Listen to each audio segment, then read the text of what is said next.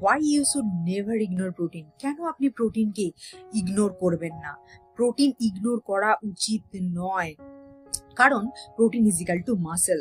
আর বডিতে মাসেল না থাকলে আমরা কিন্তু কি হবে, আমাদের বডিতে মাসেল লস হলে আমাদের মেটাবলিজম স্লো হয়ে যাবে, এবং মেটাবলিজম স্লো হওয়া মানে কিন্তু আমরা বিভিন্ন রকম মেটাবলিক ডিসঅর্ডারের শিকার হয়ে যাব, যেমন প্রেশার, সুগার, থাইরয়েড, এগুলো হচ্ছে মেটাবলিক ডিসঅর্ডার। তাহলে যেহেতু protein is equal to muscle, 1 number, protein আমাদের বডিতে কি করে, ইনসুলিন সেন্সিটিভিটি বাড়ায়, অর্থাৎ ইনসুলিন রেজিস্ট্যান্সের মতো প্রবলেমকে সলভ করে। ইনসুলিন রেজিস্ট্যান্স মানেই কিন্তু আমাদের বডিতে মেটাবলিক ডিসঅর্ডার আসবে। 2 নাম্বার কাজ করে ডাইজেশন।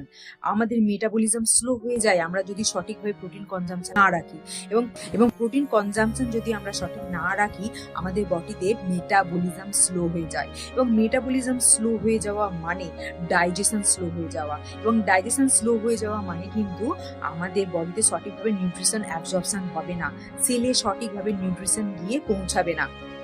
কারণ আমাদের গাট লাইনিং হচ্ছে প্রোটিন দিয়ে তৈরি, এবং প্রোটিন যেহেতু গাট লাইনিং প্রোটিন দিয়ে তৈরি, এবং প্রোটিন যদি আমাদের বডিতে সঠিক না যায় তাহলে কিন্তু গাট লাইনিং থিন হয়ে যাবে, ফলে আমাদের সঠিকভাবে নিউট্রিশন অ্যাবজর্পশন হবে না।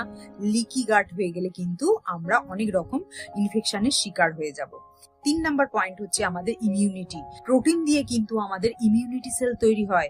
আমাদের ইমিউন সিস্টেম তৈরি হওয়ার জন্য কিন্তু মেনলি যে ম্যাক্রোনিউট্রিয়েন্টস লাগে সেটা হচ্ছে প্রোটিন। তার জন্য সঠিকভাবে বডিতে ইমিউনিটি ডেভেলপ করতে হলে কিন্তু প্রোটিন সঠিকভাবে বডিকে সাপ্লাই দিতে হবে। 4 নাম্বার হচ্ছে সেলুলার ক্লিনজিং সঠিকভাবে হবে না, যেহেতু মেটাবলিজম স্লো হয়ে যাবে, আমাদের বডিতে সঠিকভাবে নিউট্রিশন যাবে না, সেলে সঠিকভাবে নিউট্রিশন পৌঁছাবে না। সেলে সঠিকভাবে নিউট্রিশন পৌঁছাচ্ছে না মানে সেল তার ভিতর থেকে টক্সিনকে বার করতে পারবে না, এবং আমাদের বডি টক্সিন দ্বারা ওভারলোডেড হয়ে যাবে, এবং toxin is equal to lots of disease. টক্সিনকে যদি বডি থেকে সঠিকভাবে বার করতে হয়, আমাদের বডিতে সঠিকভাবে প্রোটিনকে দিতে হবে, অর্থাৎ প্রোটিন কনজাম্পশন বাড়াতে হবে, তবেই কিন্তু আমরা নিউট্রিশনকে সঠিকভাবে অ্যাবজর্পশন করে সেলে সেলে পাঠাতে পারবো, এবং আমরা সেলুলার ক্লিনজিং করতে পারবো।